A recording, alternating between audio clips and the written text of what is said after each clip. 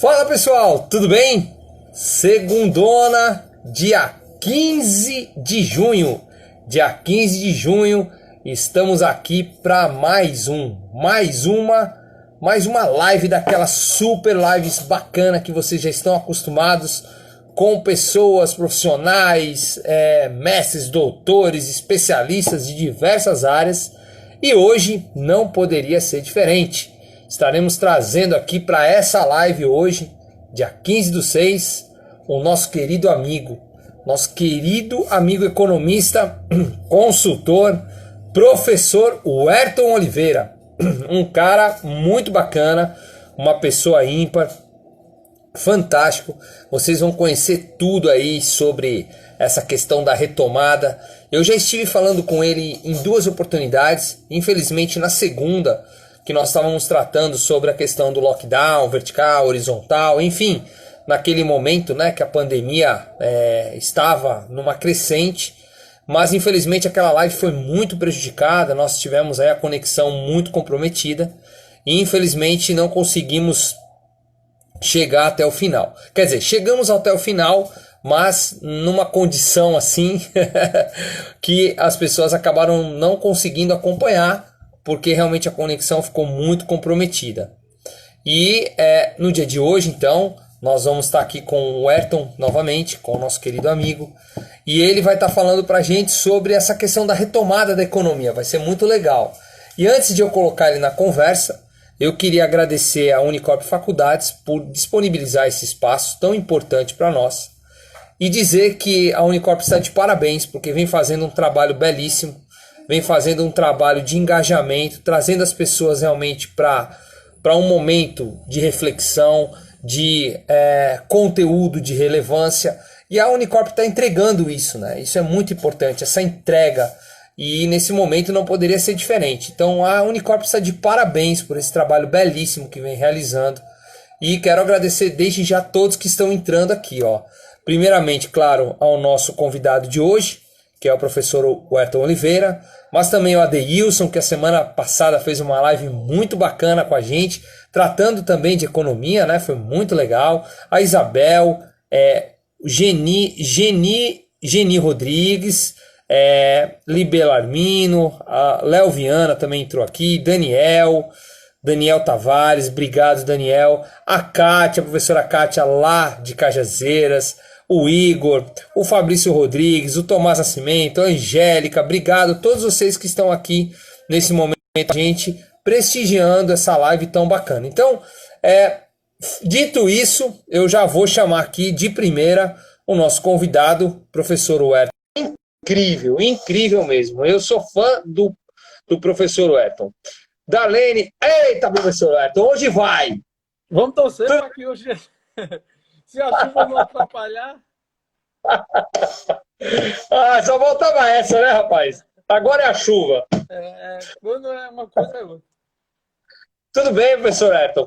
Como é que está o senhor aí, nesse momento ainda que a gente agora começou, né? Aparentemente aí, vamos dizer assim, né, uma flexibilização aí. Como é que o senhor está? Tudo bem? Estou bem, graças a Deus. Como sempre, a gente em casa parece que trabalha mais do que quando está no trampo mesmo, de verdade. Como eu trabalho na construção civil, né, a gente teve uns dias parado, mas home office não parou. E hoje é bom falar dessa volta aí, que para mim está sendo meio atabalhoada, algo não planejado, de forma muito sem estudo, ao meu ver. Fizeram na urgência e não fizeram bem feito. Pois é. E sabe que eu também compartilho com você dessa mesma opinião? Eu, inclusive, tenho aqui, a gente vai comentar sobre o assunto, né? A gente está esquentando aqui os tamborins. E vamos pedir aqui para os nossos convidados que já estão conosco, se puder, gente, olha só, convide seus colegas, porque hoje o tema é tão bacana, tá? Tão legal. E é sempre bom, né, a gente assistir assim ao vivo e poder compartilhar nesse momento, fazer perguntas, porque, claro, depois automaticamente vai ficar no Terra Super Live, que é o nosso canal do YouTube, né, que lá é um acervo, que inclusive tem as nossas outras lives lá, viu, professor? Mas essa de hoje também vai ficar lá. Mas é tão gostoso, né, a gente poder assistir ao vivo, é tão legal participar. Então vamos clicar aqui nesse aviãozinho aqui. Inclusive, faça isso também, professor. Clica aí no seu Eu aviãozinho tava aí, fazendo já, enquanto você e tava vamos, ó, falando aí, eu já tava fazendo. vamos acelerar, porque vai ser bem legal. Clique nos coraçõezinhos também para gerar engajamento. O pessoal ir. O próprio Instagram vai, né, informando as pessoas que está acontecendo uma live. Então a gente pede a gentileza de vocês, né, para convidar seus amigos. Olha só. Além disso, também, eu queria dizer o seguinte: quero agradecer, viu, professor Ayrton, essa sua disponibilidade de estar aqui com a gente novamente. E a gente sabe, né? Claro, o professor Ayrton tem a família, tem filho, esposa. Filhos ou filho? Ou filha? Filhos, os dois. Filhos, né? Pronto. Então, o professor Ayrton tem aí também os filhos, tem a esposa e está abrindo mão desse tempo para poder estar aqui com a gente, nos ensinando. Ele é muito bacana, ele fala de economia de uma forma muito simples que a gente entenda. Isso é legal. Então, eu quero que você, antes da gente começar a tocar no tema, que eu vou deixar até escrito aqui, viu, professor Ayrton? Eu queria que o senhor falasse um pouquinho da sua trajetória, do seu trabalho, por onde o senhor passou, onde o senhor está agora. Enfim, conta um pouquinho da sua história aí pra gente. Bem, para quem não me conhece, né, eu sou o Ayrton Oliveira, eu sou graduado em Economia pela UFPB, tenho mestrado em Economia pela UFRN,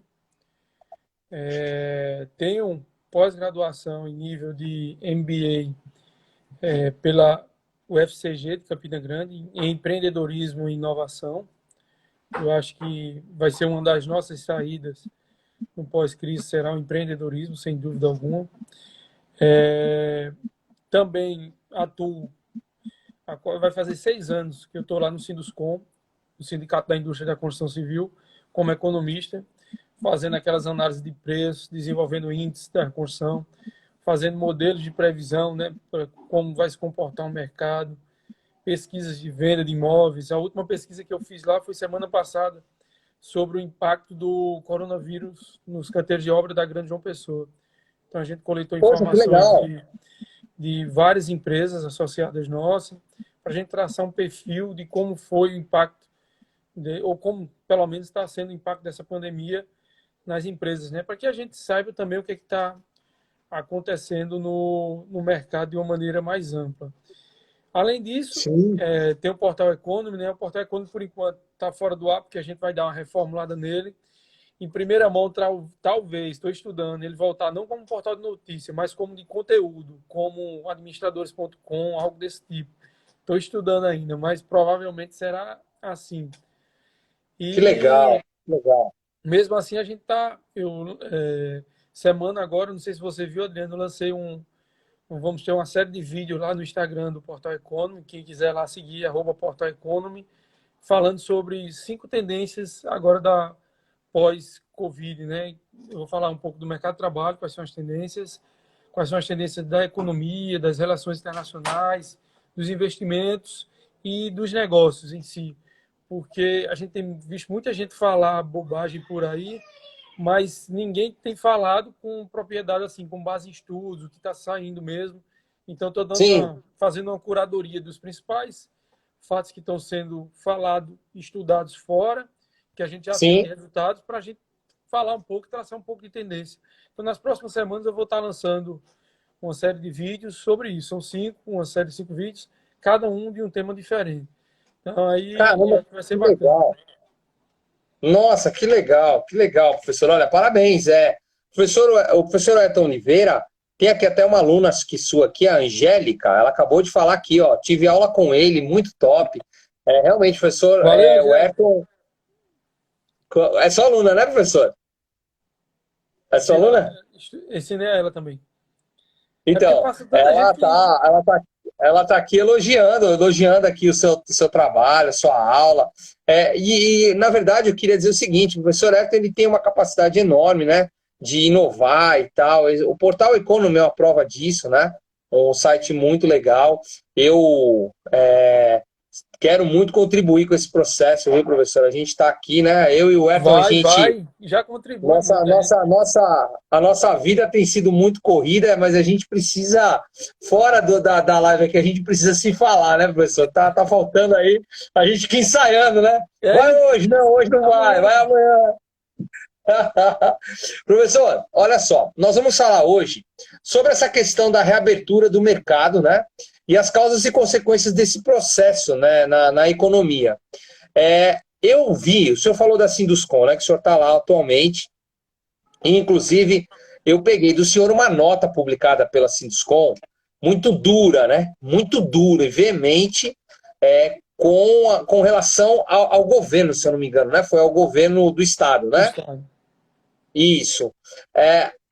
O senhor compartilha dessa mesma opinião, né? Eu estou colocando até de uma forma assim, porque eu acho que foi feito um estudo pela Sinduscon, foi feito todo um trabalho, e a Sinduscon não ia lançar uma nota tão dura daquela se não tivesse propriedade, né? Seria a mesma coisa que um autoflagelamento ou um autossuicídio, né? Então, acredito que a gente vê que as políticas do governo, e muitas vezes que a gente está falando aqui, são feitas de forma, de qualquer jeito, como o senhor até colocou, sem nenhum estudo, sem nenhum aprofundamento, justamente nesse momento, quando a gente vê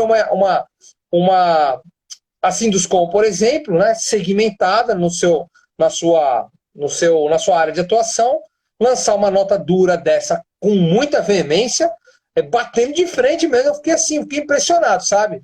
E eu compartilho daquela opinião da Sinduscon, eu pessoalmente falando. Agora, claro, eu queria saber a opinião do senhor. Adriano, assim, como é uma nota institucional, ela por si só fala muito, né? Porque não é uma nota pessoal, digamos assim, não foi o presidente que emitiu, não foi um diretor, Sim, foi uma nota ainda institucional. mais, né? Então, quando a gente fala em uma nota institucional, ele fala por todo o segmento que é abordado, que é abrangido por aquela instituição. Cara, nesse período eu também fiz digamos, não foi uma mini pesquisa, né, com base em informações que eu estava encontrando, para ver quais eram os estados que estavam com o funcionamento da construção civil em andamento. E não por acaso, Adriano, dos estados que tinham interrompido as atividades da construção civil, apenas 2 estados eram do norte, Acre e Roraima, se eu não me engano. Roraima ou Rondônia, eu sempre me confundo. Se eu não me engano, era Roraima. E o restante era Nordeste. Então, quando você analisa Norte e Nordeste, você sabe que tem um alinhamento político diferente do atual governo, do governo federal, do presidente Bolsonaro. Então, a gente sabe que aqui o nosso consórcio Nordeste, que compõe os governadores do Nordeste, sua maioria, ou praticamente a totalidade, tem um viés político diferente do presidente. Então, ao meu ver, tinha um caráter mais político do que técnico. Parar uma construção civil, fazer um lockdown tão tarde. Tu acha mesmo, professor? O senhor tem eu tenho essa opinião, Adriano, porque se era para fazer um lockdown, por que a gente não fez nos primeiros momentos que dava tempo para o Estado, município, se organizar, estruturar a saúde? E a gente vem fazer depois de quase 90 dias de uma pandemia. E quando a gente fala que de todos os estados, da Bahia para baixo, todos estavam funcionando. Da Bahia para cima, 4 do Nordeste e 2 do Norte não estavam funcionando. Então tem algum viés. Não por ser, obviamente, Fortaleza teve um impacto grande, mas também a gente sabe que o governador lá é do PT. Mas assim, se a gente for estudar friamente os números, a contaminação nos canteiros de obra foi bem pequena. Já tem estudos na Câmara Brasileira da Construção Civil, na CNI, e a gente vê isso. Porque em São Paulo, que foi o centro da pandemia, não parou.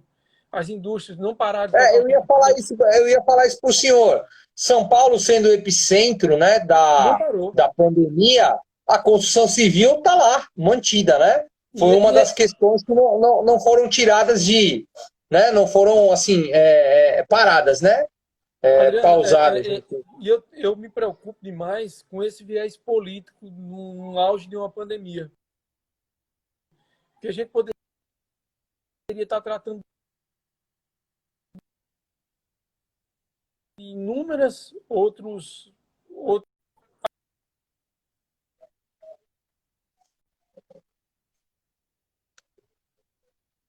Vamos lá, professor.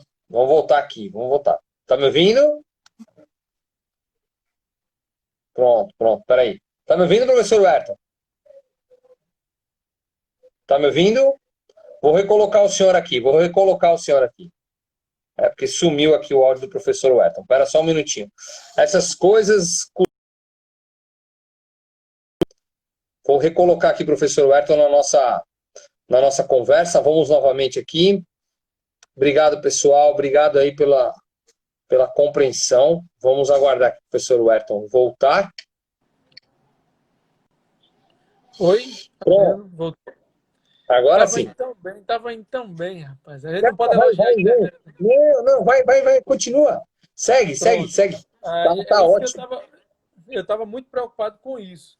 O que me preocupa é isso, esse viés político em meio à pandemia. A gente poderia estar tratando de coisas mais importantes, não briga dessa forma. E só atrasa o tempo de recuperação da nossa economia, porque se a gente tivesse feito medidas mais rígidas no início, a gente poderia estar agora flexibilizando muito mais do que está fazendo. Coisa simples. Eu vejo o seguinte, viu, professor? Eu acho que existe sim, a gente está falando aqui nessa questão, né, dessa flexibilização e tal. Lá atrás, eu lembro que na nossa primeira conversa, inclusive, nós tratávamos sobre isso, né? Por que fazer um isolamento tão, né, de uma forma tão assim, impositiva, sendo que de repente a gente poderia estruturar e não ir para um isolamento horizontal, mas sim vertical. Lembra aquilo que a gente conversou na primeira vez? Eu, pelo menos, Adriano, eu não vejo um diálogo com a sociedade. Não existe. E isso não existe, né? Isso não existe. Eu também não vejo.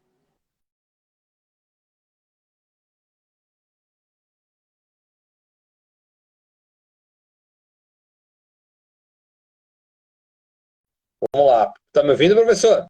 Pronto. Eu não estou te ouvindo. Você está me ouvindo? Tô ouvindo. Pronto. Agora estou te ouvindo. Vai lá. Tô sim. Eu também não vejo um diálogo. Aí não existe você...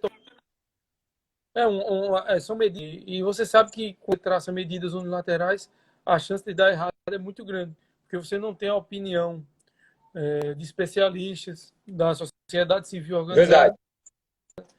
Eu não vi em nenhum momento, quem são os representantes? A gente hoje teve reunido com pessoas dos feirantes, por exemplo. Não vi ninguém falando isso, camelôs, não vi.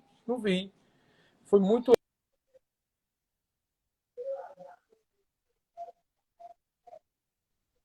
Tô te ouvindo, pode continuar. Pronto. Então, aí eu acho que não deveria ser assim. Se você quer ter um modelo de flexibilização, de retomada econômica mais consistente, você tem que ter, pelo menos, algo que embase esse retorno. Eu não vi, em maneira alguma, um contato com professores da universidade, cientistas mesmo. Pega do departamento de economia, pega um departamento de medicina, pega um departamento de tecnologia, de engenharia, de trânsito. O que a gente pode fazer aqui? Na sua opinião, o que onde a gente pode melhorar nesse aspecto? A gente pode liberar o transporte público de que forma?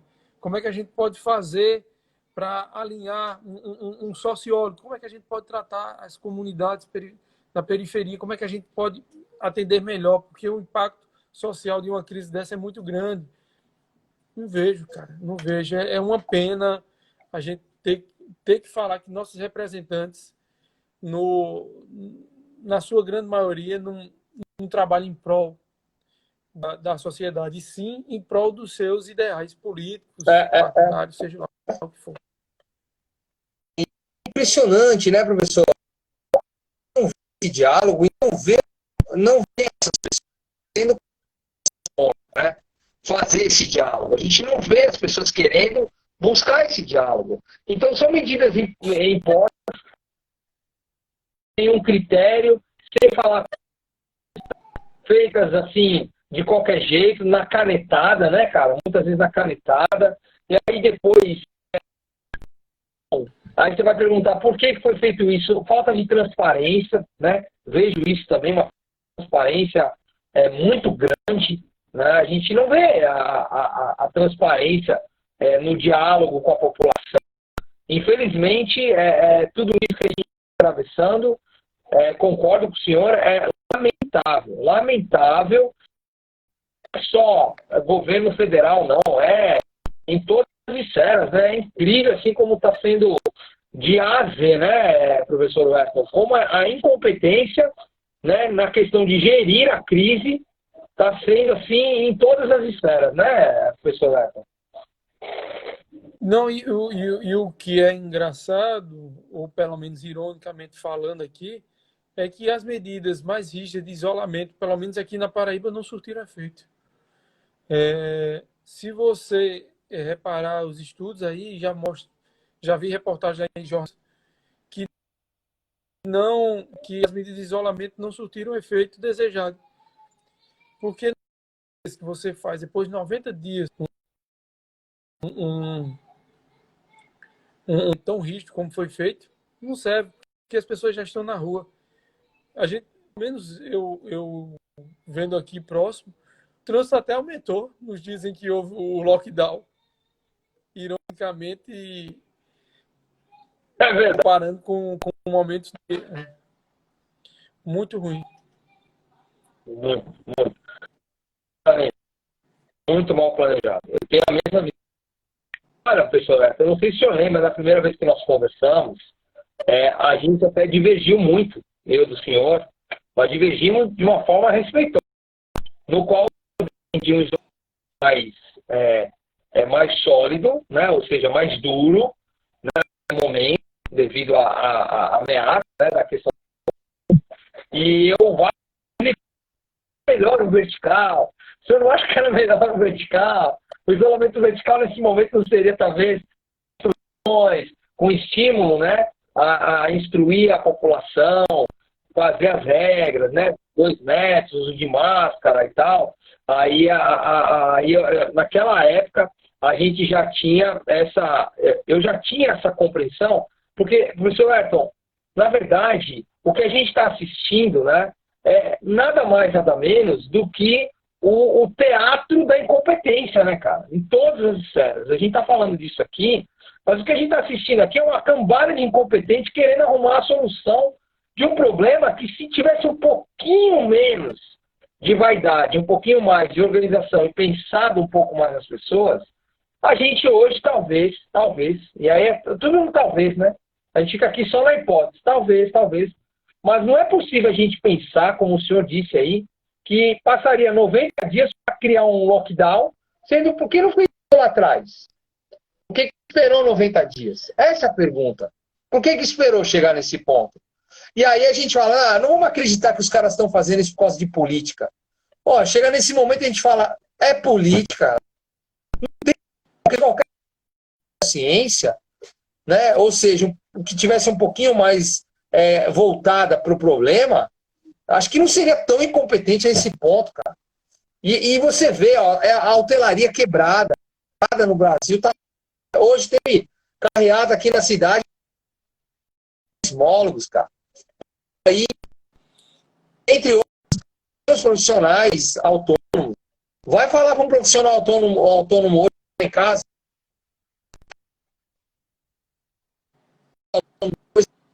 agora você continua em casa mais 15. Cara, você não te xingar. Né? Enfim.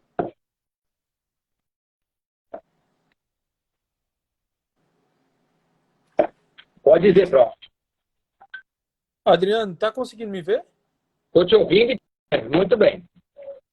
Tá bem? Ah, então ok.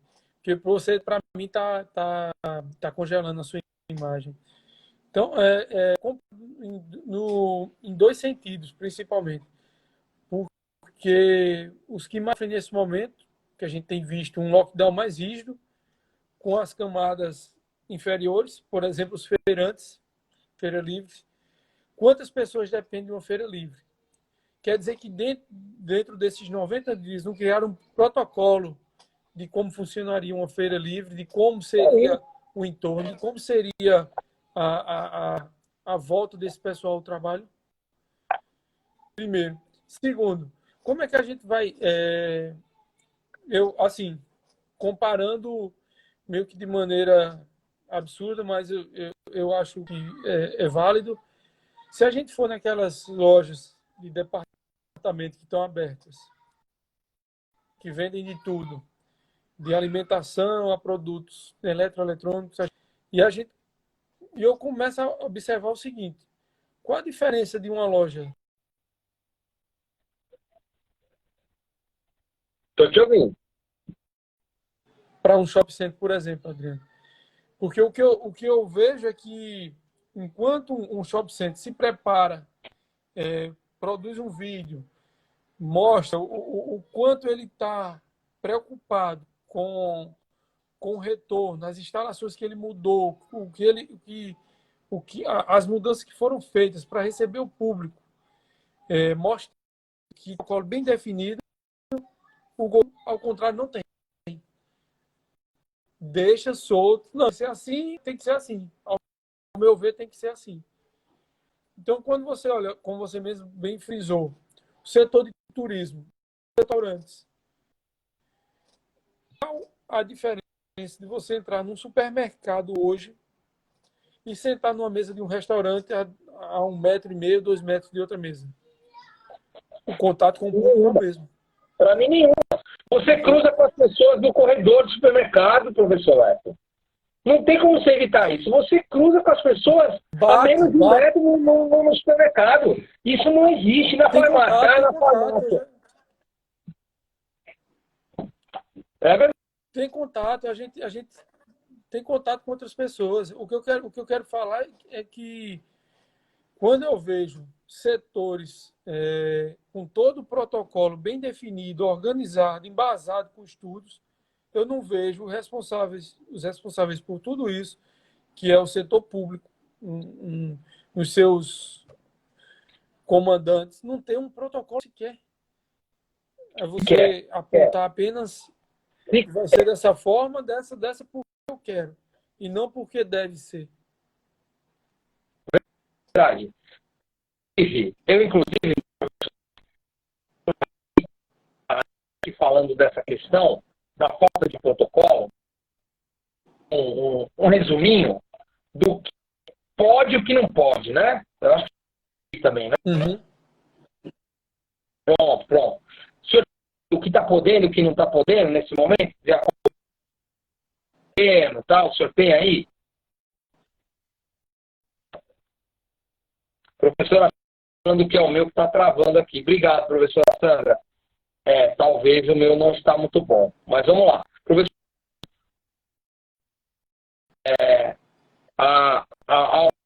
você pode nos dizer, nesse momento, o que O está seu áudio está liberado? cortando, Adriano. Eu não estou conseguindo compreender. Está me ouvindo agora?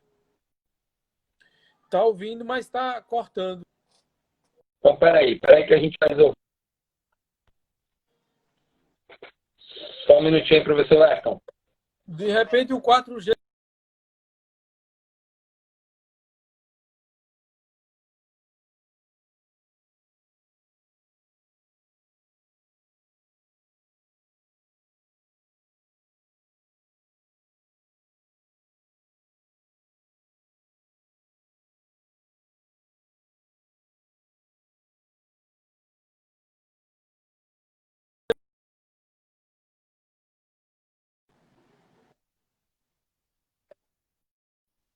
Estou sim. Melhorou? Melhorou Pronto. bastante. Vamos lá. Vamos de novo. Professor Ayrton, olha só. Eu estava dizendo aqui para o senhor o seguinte. Tá me ouvindo bem? Ótimo. Pronto. Professor, eu estava dizendo aqui para o senhor. A gente tem aí discutido bastante essa questão do que pode e o que não pode dos protocolos, né? E aí a gente Uhum. fica indignado de, nesse momento, ver que os nossos governantes, nossos líderes aqui no Estado, enfim, e também em âmbito federal, não tem, né, uma organização, não tem um protocolo estabelecido, é tudo solto, de qualquer jeito, né?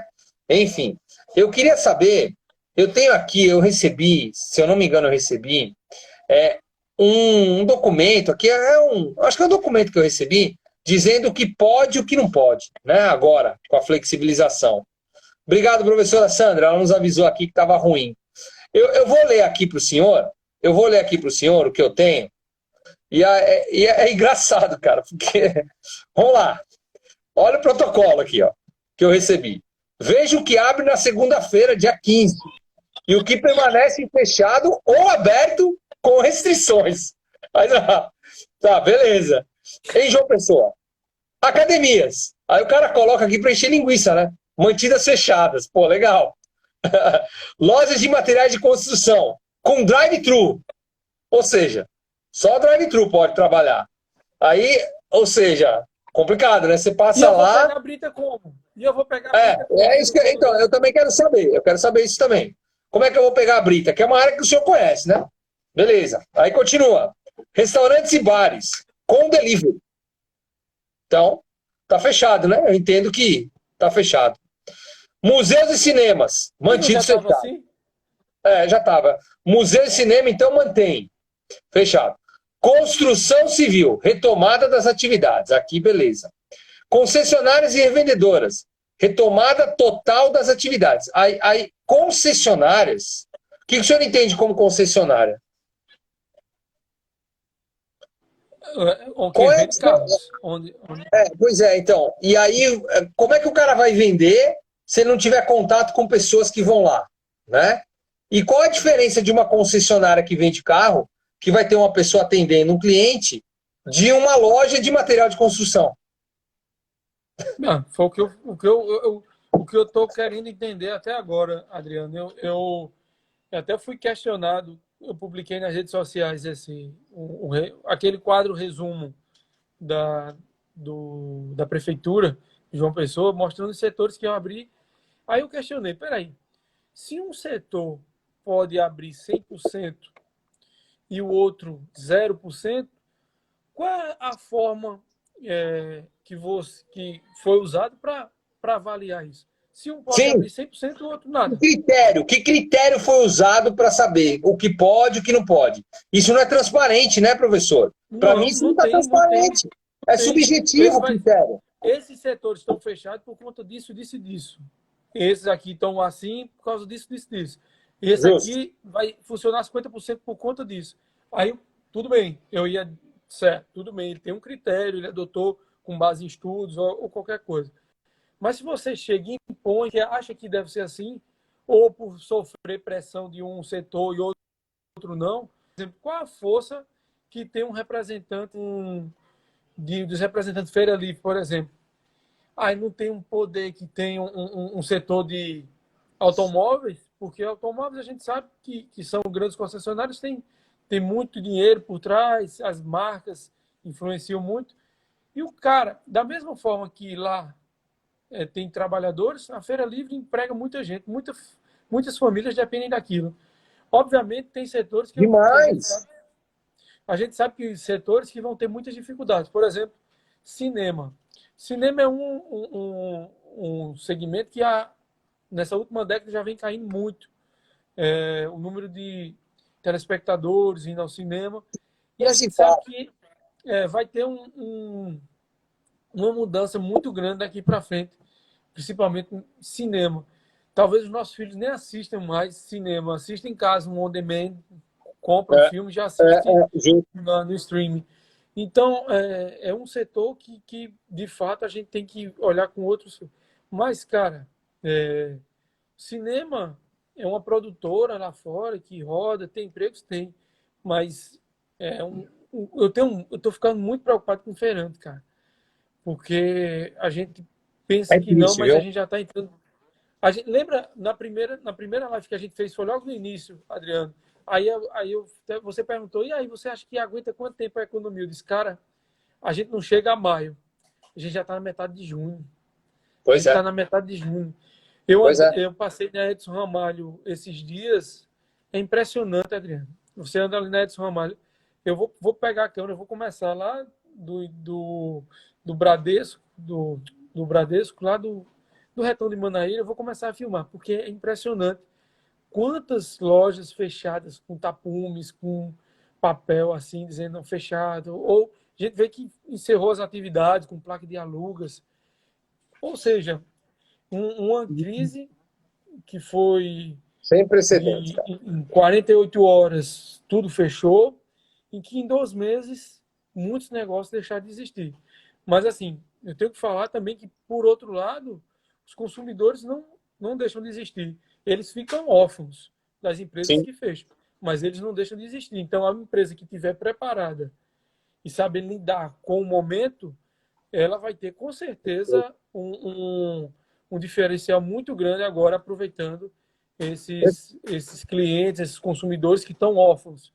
Eu sim, até, numa live que eu participei aqui com outros empresários na semana passada, eu falei que a empresa que se adaptar a esse novo momento, que a gente fala de low touch economy, que é uma economia de baixo contato, ela vai se dar muito bem. Hoje o WhatsApp lançou pagamentos através do é, aplicativo. É justamente foi. isso, pouco contato. A gente não vai ter contato com o ser humano. Eu estava assistindo a entrevista de uma empresária americana na área de automação, computação. Me fugiu o nome dela agora, me perdoe, Adriano, que eu não, mas é uma empresa, uma gigante americana, e ela falou uma frase que me deixou pensativo. Ela falou o seguinte, que seres humanos são riscos biológicos, as máquinas não. É. E ela tem, na empresa dela, ela tem visto uma demanda muito grande por automação, principalmente nas áreas em que não tem interação com pessoas. Sim, Ou seja, vá no supermercado e se aproxime de uma pessoa para ver como a pessoa olha para você. é, Nós hoje somos perigos biológicos. Então, sim. põe isso na sua cabeça, Adriano. Você é um cara antenado com as novas tecnologias. Então, o low touch economy vai ser o novo modelo A pegada econômico do momento, né? mundial. Mas eu tenho uma outra visão também, sabe, professor? É o seguinte, eu estava vendo aqui outro dia ali uma notícia da Amazon que dos grandes galpões deles de estoque de produtos e armazenamento logístico, de logística deles, pegou fogo, né? E aí foram ver lá, pô, pegou fogo o galpão. Chegaram lá, cara, o que aconteceu? Por que pegou fogo? Porque lá era um galpão 100% automatizado e não tinha ninguém dentro da logística. Foi um dos primeiros galpões ou alguns dos primeiros, né, da Amazon a ser 100% robotizado. Aí foram perguntar, pro gestor lá, pô, por que pegou fogo e tal? Aí eles fizeram toda a análise, descobriram que houve um curto-circuito e tal, beleza. Aí o jornalista falou assim, e isso me tocou muito, cara, isso me tocou demais. Vai um pouco na contramão do que você disse, mas assim, eu acho que é a questão do que você está falando. É claro que tudo caminha para isso. É claro que o momento agora é isso mesmo. Mas assim, engraçado que os robôs não têm a capacidade, né, que nós seres humanos temos de conseguir lidar com o imprevisto. O que aconteceu? Os robôs continuaram trabalhando lá, e o fogo comendo, cara, e o robô lá trabalhando. E o fogo, ó, aí limpou tudo. Foi robô embora, foi máquina, foi tudo. Ah, podemos criar um robô agora à base de incêndio? Podemos. Mas aí tem uma enchente. Será que os robôs estão preparados para. Então, assim, claro, entendeu a sacada, cara? Entendi. O ser humano, claro que ele pode ser surpreendido e tal, mas a capacidade de resposta do ser humano, em certas ocasiões de pressão e perigo, respondem mais rápido, porque a inteligência do ser humano, ela vai conseguir ter essa percepção, que muitas vezes o robô, talvez a inteligência artificial ainda não tenha. Mas a questão foi essa, eu achei muito, falei, caramba, robô lá super ultra moderno e tal, o fogo comendo e o robôzinho trabalhando lá dentro, o fogo pegando lá, lambendo tudo, cara. E o robô lá buscando as Adriano, coisas de história. os grandes players do Incrível, mercado, cara. os gigantes, né? Tipo Bill Gates, Elon Aham, aham. Musk, essa galera que está com a visão lá na frente. Eu vi um debate, já vi debates com eles, principalmente Bill Gates, falando sobre criar uma renda básica universal para as pessoas que vão ficar a par desse avanço tecnológico. Ou seja, a gente vai criar um exército de trabalhadores que vão estar desligados do avanço tecnológico. Aí eu começo a refletir com a nossa situação aqui no Brasil. A gente é um país que não tem avançado notoriamente. Para você ter uma ideia, na China, os mendigos eles andam com papelão como aqui, mas não com. Ele anda com QR Code, porque você já faz a doação para ele via cheque. Essa é demais. Entendeu? Com a máquina do cartão de crédito, né? Passa o Aqui cartão é. aqui. E você vai pegar o cartão que o outro pegou e vai pegar entendeu? Que fantástico. O que a gente já tem uma camada muito grande de pessoas distantes do mercado de trabalho, com restrições educacionais, qualificação mesmo profissional, a gente tem um monte. E quando essas novas tecnologias começam a entrar de fato aqui no. Se você não basta ter nascido na década de 80, 90 para entender isso. Você pega um livro de economia brasileira, você vai ver que as empresas, final da década de 80, de 90, eram totalmente avessas à abertura comercial. Aí isso nunca vai chegar, e quando viu o produto, a minha empresa está preparada, o presidente não vai fazer. Veio. E aí? Ah, mas não vai vir a forma de pagamento. Tem países, já, por exemplo, na Suíça, muito que já faz lá não se usa mais cédula. É Sim. tudo digital. Tem outros países, por exemplo, estava vendo, se eu não me engano, a Coreia do Sul.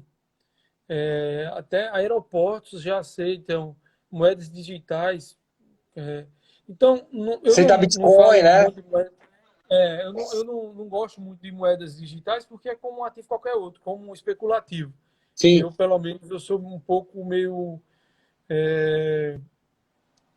digamos, cismado na linguagem nordestina. Sou um pouco cismado com essa Com as moeda, moedas. é, mas o que eu acho é que no Brasil já tem alguns economistas que defendem isso, como Mônica de Boer, tem a professora Laura Carvalho, da USP, um monte de economistas já estão defendendo isso, que aqui no Brasil acho que já tem um momento de uma renda básica para os mais necessitados.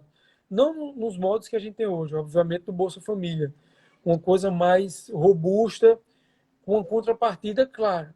Se a gente for ver isso existe em todo Bolsa Família, digamos, existe em todo mundo. Na Noruega, um país daquele, tem Bolsa Família, mas o importante é a forma como é tratado aquilo ali, né? Não é não tomar lá sem dar cá. Tem que ter uma contrapartida. Eu, Eu acho que na primeira live que a gente fez, eu até comentei isso com você, que essa pandemia tem causado em mim assim uma mudança muito grande numa visão econômica que eu tinha antes e agora, principalmente com relação ao poder do Estado como organizador da economia, não totalmente, mas um mediador importante da economia, umas teorias econômicas de liberalismo, da qual eu admirava muito, tenho repensado bastante, tenho tentado mesclar algumas coisas, principalmente no âmbito mais, digamos, social da nossa ciência econômica, porque eu acho que essa pandemia ela vai reescrever muita coisa, principalmente dentro da teoria econômica, o que a gente chama de mainstream econômico, da teoria olha, que a gente via. professor, o que o senhor está falando é o seguinte: deixa eu passar para uma linguagem do esporte, tá? Até para colocar aqui, vamos agradecer aqui as pessoas que estão nos prestigiando. Quero agradecer aqui o professor Paulo Carvalho. Obrigado, querido. Obrigado, Paulo. Você é um querido, fez uma live com a gente. Em breve faremos outra. A professora Sandra, a Osanira Souza, a Mabel, Rodrigo, o Lúcio, administrador, a Alana e o Jefferson, a Ionara, professor Tiago Henrique. Muita gente está entrando. A nossa live, claro, teve um comprometimento aí da conexão ali no comecinho, né, um pouquinho depois do começo, mas a gente está aqui firme e forte. Dutra Coutinho, Rafael está aqui, também a Vanessa, Gilmilson, o Gustavo, o Thiago Pedro, o Germano, o Ronaldo, Ronaldo zagueiro. Conheci o Ronaldo o atacante. Agora tem o Ronaldo zagueiro. Tem o Ronaldo de São Paulo, falando de esporte. Então, olha lá. Já que a gente está falando de esporte, vamos lá. O Ronaldão do São Paulo, zagueirão na época. Ah, Tá lá, lembrei. duvido você cortar o cabelo como ele cortava. Ai, cara, é difícil, hein? Aí tem que ser, o cara tem que ser bom mesmo. Olha só. Cara, aquilo ali, né? Eu já sei que o senhor é flamenguista, porque outro dia eu vi o senhor com a máscara do Flamengo. Ultimamente, Graças a Deus. Graças a Deus, aquela máscara chegou. Eu estou me protegendo de 2 grandes vírus, Adriano. Primeiro, o coronavírus e depois os vascaínos. Viu? Ultimamente, o seu time tem dado muito orgulho, né? Mas estava numa época também um pouquinho de seca aí atrás, né? Tava meio complicado as coisas lá. E o Flamengo, inclusive, viu, professor, falando de futebol, o Flamengo, inclusive, está com um protocolo, né? Bem bacana para a volta do futebol lá no Rio. Claro que está sendo muito combatido, porque o momento talvez não era agora, mas o protocolo que o Flamengo apresentou para a prefeitura é um protocolo de times até melhores do que times lá da Europa, de primeiro mundo e tal. E falando disso, olha só, veja que coisa fantástica. No futebol hoje, nós temos clubes tradicionais, como o Flamengo, por exemplo, que tem um presidente que não é remunerado para estar lá. Ele faz aquilo, ele é um presidente, né, ali que está no cargo, mas ele não recebe para estar lá. E aí a gente coloca essa questão. Por que eu estou colocando essa questão? Porque talvez o que está faltando, né? Quando a gente olha para essa cambada de líderes que temos aí, que não estão liderando nada, que estão nos mostrando que de líder não tem nada, talvez pegar essa questão do esporte e trazer isso para a reflexão mostra que por que muitos clubes faliram? Porque não tinham pessoas comprometidas lá com meta e resultado, né? Ou seja, chega para um cara lá e fala, ó, é o seguinte, meu amigo, se a coisa não andar, vai ter culpas e culpados. Né? Antigamente os clubes de futebol davam um problema, mandavam o treinador embora, né? Agora veio o Jorge Jesus aí e mostrou, ó, tá vendo como é que a banda toca? Né? Se me dá um time, a gente faz acontecer. Agora tem que ter planejamento. Aí tem que ter gestão. E autonomia. Então o que está faltando? Justamente, cara. Então vamos pegar o balanço disso tudo. Claro que é importante a mão do Estado na economia. É importante o Estado dar essa, vamos dizer assim, dar essa mão. Mas, ao mesmo tempo, a gente tem que colocar no Estado uma forma de gestão que funcione. Porque as que estão aí, cara, não estão funcionando. Você vê em âmbito federal, estadual. Oi? Vou pegar esse seu gancho aí, Adriano, já que a gente falando de futebol. Quando é que o juiz ele se dá bem numa partida? É quando ele não aparece, não é isso? Justamente. Perfeito.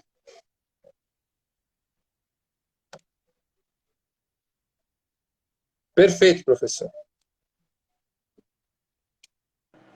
Oi? Tá ouvindo? Estou ouvindo, perfeito. Não sei se você está ouvindo. Então, dessa forma, o Estado poderia ser assim também.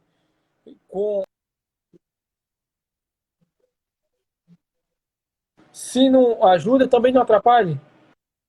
Não atrapalhe. Então, deixa a gente ir por aqui.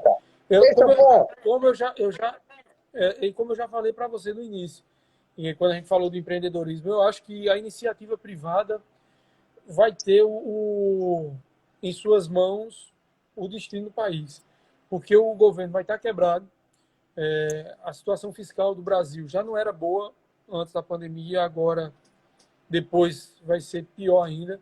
Então a iniciativa privada vai ter que entrar pesado para que ela mesma sobreviva. E ela fazendo isso vai transformar o motor da economia. O que é que eu tenho como dica para um gestor, se eu fosse chamado para dar uma dica? Esse cara senta, chama a iniciativa privada, o que é que a gente pode fazer de uma parceria público-privada aqui?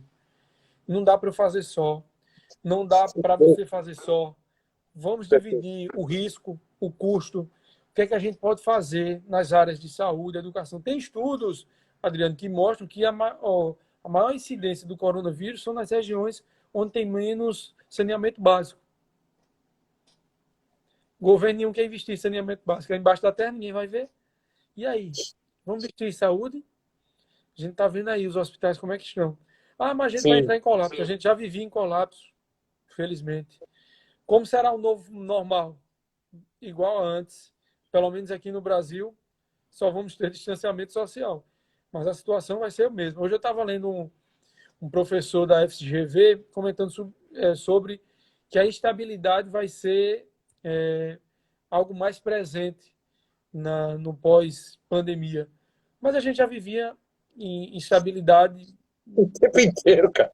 A gente só vai Não, agora por que é novidade? institucionalizar. A gente só vai institucionalizar. Ó, agora, Agora é oficial, né? Agora é agora decreto.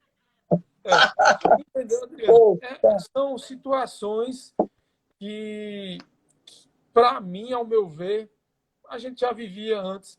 O que é que eu vejo como mudança nessa economia brasileira em si? É o aspecto de que os negócios que não se adaptarem a esse novo momento, a essa nova forma de fazer negócio, em que você preze, primeiro, pela segurança do cliente, segundo, no seu próprio negócio, senão você não vai ter cliente. Porque o cliente só vai lhe procurar se ele sentir segurança. Hoje em dia, quando eu chego aqui, ó, já chegou suas compras. Eu não preciso passar cartão, chega tudo aqui, o cara não tem nem, não sei nem quem me entregou. O porteiro só avisa, ó, chegou. Não sei nem quem entregou, não sei como veio, se veio de carro, de moto, não sei. Sei que veio embaladinho, seguro, todo higienizado. É esse a diferença. Ah, mas eu tenho que ir no shopping provar uma roupa. Qual é o protocolo que essa loja está fazendo para as pessoas que usam, que provam essa roupa, para depois eu provar? Não sei. eu, Ou você pensa em maneiras que dê segurança ao consumidor, ou ele não vai voltar. eu vou colocar aqui uma pimenta nesse molho aí, viu, professor Ayrton? A gente tem aí mais Aquela seis. verdinha, aquela verdinha ou Aquela vermelhinha? malagueta pau mesmo, sabe? Olha só, eu vou colocar uma pimenta nesse molho aí, que é o seguinte: a gente está aqui falando nesse momento, né, de protocolos de higiene, de segurança, tal, porque existe esse vírus, que é um vírus que é um novo coronavírus e tal, e até agora as coisas estão aí do jeito que estão. Mas você não acha, por exemplo, porque, por exemplo, já o próprio Dória lá em São Paulo já divulgou que tem uma vacina aí que está na terceira etapa e que provavelmente essa vacina está apresentando resultados fantásticos e que provavelmente daqui a um ano já vai estar aí no mercado sendo aplicada na população. Aí minha pergunta para o senhor é a seguinte: a partir do momento que descobrirem essa nova vacina, o senhor não acha que isso tudo vai se desfazer como se fosse um passe de mágica? Porque as pessoas vão falar, agora a ameaça, entre aspas, né? A ameaça, eu estou vacinado, então a ameaça para mim agora já não é mais ameaça. Eu acho que o que vai ficar, eu estou colocando essa questão para o senhor, porque as pessoas estão em busca dessa poção mágica. Está todo mundo em busca. A gente está esperando esse momento. Alguém fala, achamos a vacina. E isso, na verdade, não vai acontecer a curto prazo, a gente sabe disso. Mas, por exemplo, todo mundo que eu entrevistei aqui, professor Eton, o senhor está me ouvindo? Tô sim. Pronto. As Deu pessoas uma que eu travada aí. entrevistei aqui. Não, tá tranquilo, eu estou lhe ouvindo. Pronto. As pessoas todas que eu entrevistei aqui, de todas as áreas, o que me chamou muita atenção foi o pessoal da área de nutrição. Duas nutricionistas me falaram, os procedimentos alimentares de segurança do alimento mudou completamente, porque antigamente, mesmo na produção, nos mapas lá, nas empresas, as pessoas que estavam lá achavam que era frescura lavar a mão. Mas agora tem que lavar, porque o procedimento, né, o vírus se pega ali, né, se você não lava a mão. E aí, quando eu descobri a vacina, por exemplo, você não acha que o pessoal vai falar, agora descobriu, voltamos ao normal? Eu acho, quero acreditar no ser humano, que isso sirva de lição e de conscientização. Mas é meio utópico, o senhor não acha? Olha, Adriano, eu acho o seguinte, que o medo é o que faz com que o ser humano tome cautela, se previna, etc e tal. esse momento que a gente está passando agora, pelo menos a nossa geração, vai ter um legado psicológico grande. Eu não acredito que mesmo com a vacina assim, de imediato, digamos, como um passo de mágica, a gente tenha, obviamente, e são situações. Ao meu ver, eu acho que as pessoas ainda vão ficar, não, peraí, vamos ver se isso funciona mesmo. Tá aí, eu não sei, a gente perdeu muita gente. É uma situação nova, então muita gente vai ter. Voltando o que a gente estava comentando antes. Bill Gates é criticado porque ele, em uma entrevista, ele falou que há pelo menos 4 anos, ele e a mulher dele vem estocando alimentos em casa, já à espera de uma pandemia. Barack Obama, na época que ele era presidente, ele tocou no assunto biológico, era muito grande para o planeta. Essas estão se antecipando ao caos, digamos assim, dele de previsão que é impressionante, Adriano. Do ponto de vista econômico, eu tenho visto, pelo menos em destaque com a China, sofrer um pouco, essas pandemias vão ser mais frequentes. Aqui a gente no Ocidente está vendo, está sentindo isso na pele agora, mas lá no Oriente já teve a SARS, teve a gripe suína, teve a gripe aviária, teve tudo isso lá e pode ver que eles pararam primeiro e já retomaram, porque o protocolo deles já estão, digamos, acostumados com essa situação. Acostumado, sim, claro. A gente aqui no Ocidente é mais novo, isso é Europa principalmente, quem Sim. não esperava nunca isso. Então, da mesma forma que quando reabriu lá na França, a gente viu como foi os bares, os cafés lá nas últimas 2 semanas. Então, tudo pode acontecer, mas o que eu sinto é que a gente vai ter um controle, digamos, eu não quero usar a palavra que a gente usa muito, preconceito, eu não gosto dessa palavra, mas a gente vai ter um olhar diferenciado quando falar em algo que vem da China. Ah, com certeza. Por conta já está acontecendo, tá professor. vendo, já está Já está acontecendo, professor. Já está empresas na acontecendo. Alemanha que estavam prestes a ser vendidas para empresas chinesas, a Alemanha encerrou as negociações. Nos Estados Unidos, da mesma forma. Fechou a porta. Europa, a Renault também já anunciou que está pensando em trazer sua cadeia de produção, espalhar por outros países, não ficar só na China. Uma ótima oportunidade para a gente aqui da América do Sul, mas provavelmente que a gente não tem capacidade, a gente não tem capital humano, a gente não tem uma estrutura que dê essa segurança ao capital internacional vir para cá. Então a gente vai ver esse movimento xenofóbico, digamos assim, infelizmente, nesses próximos anos com relação à China. E a China, por ter uma cultura diferenciada e uma população muito grande, é possível que outras pandemias surjam. As últimas surgiram lá, então é natural que a gente veja outras aqui para frente. Professor Werton Oliveira, nosso tempo se foi. Papo fantástico, papo muito bacana. Acabou, rapaz. Daqui, ó. Foi muito rápido, porque foi muito bom, cara. E eu quero dizer a vocês que entraram agora que vai estar lá no nosso canal, no Terra Super Live do YouTube, tá? Vai lá no Terra Super Live e vão ver essa live. Professor Werton Oliveira, seguinte, eu quero marcar com o senhor, daqui a um mês a gente faz outra live, tá? Pra gente poder fazer de novo essa averiguação aí do mercado, né? Tá marcado, tá combinado? Daqui a um mês nós de novo aqui? Isso é uma intimação. É intimação, Você tá agindo igual os nossos governantes. Peguei a mania deles, cara. Tô pegando a mania deles. Tá fechado ou não tá? Carimba? Quando você precisar, é só me avisar que a gente já vai fazer. Coração! Poder ajudar. Professor, Deus abençoe. Muito obrigado. Foi muito bacana, Ionara, aqui, ó. Live excelente. Obrigado, Ionara. Professor Werton é um gênio aí da economia, conhece tudo e foi muito esclarecedor. Claro que a gente gostaria de falar muito mais, né? Mas é isso mesmo que ele falou. A gente tem que agora estar preparados, aguardar esse momento e começar a se acostumar com esse novo mundo, né? Com esse novo normal, né, professor?